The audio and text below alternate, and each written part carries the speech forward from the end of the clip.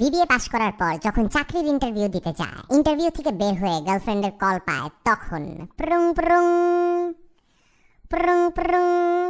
এই কি ব্যাপার, তোমাকে না বলছি যখন বাসা থেকে বের হবা, যখন বাসায় ঢুকবা, যখন রিকশা উঠবা, সবসময় আমাকে ফোন দিতে বলে দিতে হবে বারবার। কি কেমন হলো ইন্টারভিউ? ধুর মিয়া, কিসের ইন্টারভিউ?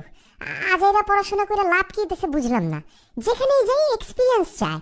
সারা জীবন শুনছি চাকরিতে সার্টিফিকেটের প্রায়োরিটি বেশি, এখন দেখে খালি এক্সপিরিয়েন্সই চায় সবাই। কি বলতেছে আবলতা বলে সব? এর মানে তোমার চাকরি হয় নাই?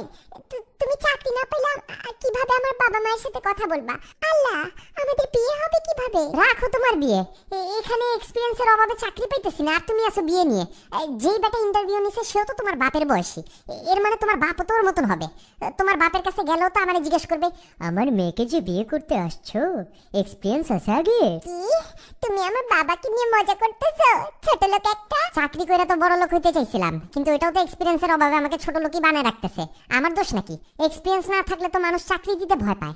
এক্সপিরিয়েন্স ছাড়া তোমার বাপ তোমার সাথে আমার বিয়ে দিবে কেমনে? এর জন্য তো ভাবতেছি তোমাকে বিয়ে করার আগে ৩-৪টা বিয়ে করব, লাগলে আরো 10টা করব। যত এক্সপিরিয়েন্স থাকবে তত আমার সুবিধা বাড়বে। এই ছোট লোক, চাকরি আর বিয়ে এক জিনিস নাকি? কি বলতেছ আবল তাবল এসব? আরে রাখো তোমার আবল তাবল কথা।